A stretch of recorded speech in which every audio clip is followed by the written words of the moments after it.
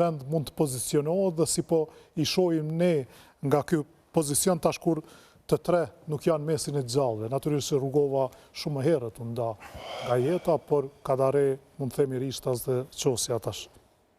Tash, une pajtora më pari me Palin, se tash me standardin tonë kulturor, ku jemi e sot shqiptarët, pa dyshim këto janë 3 figurat të vetme, që përbëjnë atë boshtin kryesor kulturor shqiptarëve. Po, për më hinë direkt në replikë me Palin, unë nuk e di gjatë gjithë krimtarisë tyne letrare po flas, jo si kontribute historike, se Rugova në politika dhe sa dynë ma shumë ka letërësia se sa nga politika. Po kur i lexon Sa dhe Qosja pat një epizod politik. Patjetër, po mene që Qosja ma në mend histori si letrar, si studius letërësisë, Qosja në këmë lexuar një pjesë mirë veprës, kryesisht publicistikën dhe pak pros, aty ku më ka interesuar si nga këndvështrimi i historianit, Kadare po thoj se këtë kisha pas qef munal këtu. Po e vërtet palë kanë qenë, janë vazhdojnë me qenë shtyllat e këtij boshti kulturor shqiptarëve, po unë e kam një problem si historian që na e kemi shumë lehtë me u mitizue. Mendoj që edhe Qosja, edhe Kadareja, edhe Rugova kalojnë pashmangshëm në ato 3 filtra që kalojnë figurat e mëdha. Glorifikimi, rënia dhe rivlerësimi. Mendoj që edhe Kadareja, edhe Recep Qosja, po edhe Rugova janë figurë në ato fazën e glorifikimit. Duhet një rishikimi tyne me radhë njerë, por më rivlerësuar realisht. Unë është distanca kohore e shkurtër për ta pas atë. Për shembull te Ismail Kadareja, kur nana të që e ka ma shumë për zemër me fol, e vërtet është shkrimtar i madh, unë pa ju fut atij diskutimi se s'e marr vesh, edhe kemi provën këtu parimet estetike letrare të tij, na nuk mundemi me unë fakt që Kadareja ka qenë shkrimtar i regjimit. I ka shërbye. Edhe për këtë ka diskutime apo? Jo, ti me radhane. Ai vetë për më tepër ka qenë aq i gjon kuptimin kështu moral që s'ka thonë kurrë s'ka pretenduar për disidencë. Edhe një pjesë e veprës tij nuk i ka shpëtuar atij skematizimit të realizmit socialist. Ti e merr romanin e tij më përfaqësues që është Generali i Shqipërisë vdekur. Aty janë 3 personazh. Pra po thon, po flas për mesazhin që e përshon, jo për stilin e shkrimit se këto nuk jam unë i thirrën. I kije Plakonic, kolonelin Z edhe Priftin. Se pali sa kanë qenë ateist, po kanë qenë edhe antifetarë, kjo problemi. Te Generali i Shqipërisë vdekur, fund e krye, portretimi që ja bën Priftit është tregimi, është imazhi që e ka mundu me përquë Shqipnia ateiste e Enver Hoxhës.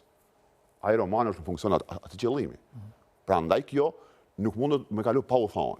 Koloneli Z po ashtu, është portretimi që ja bën regjimi i Enver Hoxhës imperializmit amerikan e europian, pra Shqipnia si një kështjellë e pa mposhtur rezistuese ndaj 2 botnave linje perëndim. Po i ka edhe 170 libra tjerë. Patjetër, unë thash që dëgjoni, Kadareja ka paguar haraç në regjim.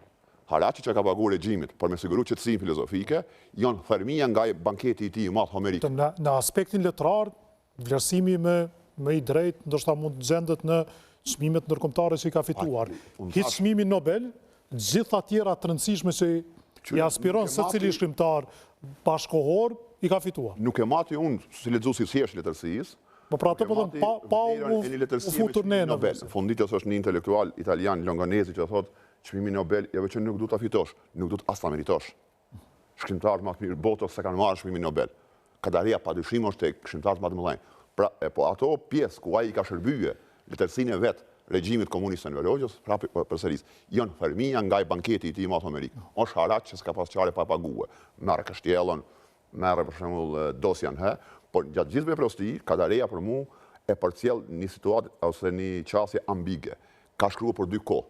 Në regjim më siguroi qetësinë e nevojshme, sepse ka qenë regjimi më intolerant, edhe në demokraci e në liri, lavdinë e përreshme. Por nëse e masim totalin e vet, për mua Kadareja mbetet shkrimtari më i mirë shqiptar, padyshim, po edhe kalibër botëror, sidomos në pallatin e ëndrrave e një pjesë veprave të tij që janë punime nga këndvështrimi jam si historian, janë të pa përsëritshme. Para më tepër që kur e kqyrti Kadarejën edhe në veprën e tij, sidomos në publicistik, të mosmarrveshja apo edhe në prozë, Kadareja është edhe historian.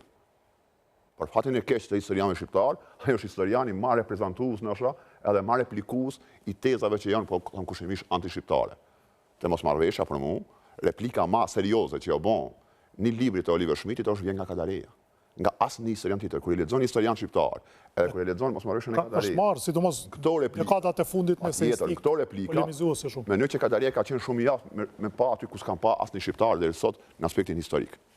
Zoti Gorani, dua të kthejmë në një aspekt tjetër, raporti jonë me figura tilla, pra që edhe këtu në studio po quhen si ndoshta tre që ka përdorur shpesh edhe vetë zoti Kadaresi shpreh korifejt e mendimit ose letërsisë shqiptare. Është e drejtë të shohim të tre dhe a mund t'i vëmë në një fjali, në një titull emisioni kështu për meritat që I kanë?